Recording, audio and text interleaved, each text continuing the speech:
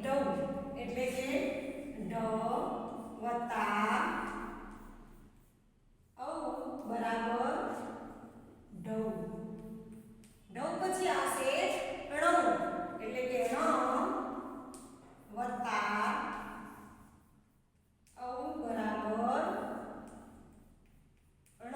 ણ પછી આવશે તૌ. ત વત્તા ઔ બરાબર તૌ.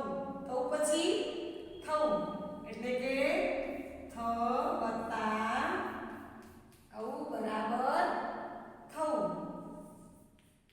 થૌ પછી દૌ. દ વત્તા ઔ બરાબર દૌ. દૌ પછી આવશે ધૌ એટલે ધ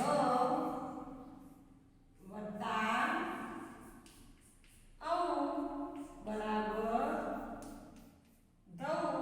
ધૌ પછી નવ. ન વત્તા ઔ બરાબર નવ. નવ પછી પૌ.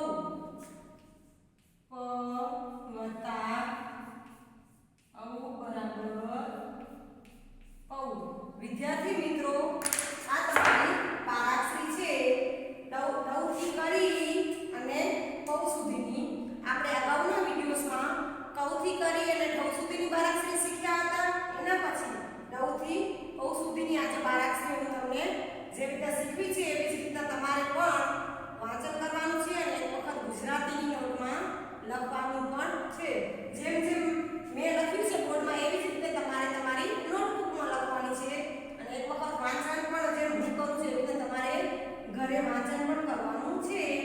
ડ વત્તા ઔ બરાબર દૌ. ઢ વત્તા ઔ બરાબર ઢૌ. ણ વત્તા ઔ બરાબર ણૌ. ત વત્તા ઔ બરાબર તૌ. થ વત્તા ઔ બરાબર થૌ. દ વત્તા ઔ બરાબર દૌ. ધ વત્તા ઔ બરાબર ધૌ. ન વત્તા ઔ બરાબર નૌ. પ વત્તા ઔ બરાબર પૌ. તો વિદ્યાર્થી મિત્રો, આટલું લેસન તમારે તમારી ગુજરાતીની નોટમાં કરવાનું છે અને એક વખત વાંચન પણ કરવાનું છે. પછી આગળની જે બારાક્ષરી છે પ પછી આવે છે ફટાકડાનો પ, તો એ આપણે આગળના વિડિયોઝમાં જોશું. તો આટલું કામ તમારે તમારી રીતે કરવાનું છે. થેન્ક યુ વિદ્યાર્થી મિત્રો.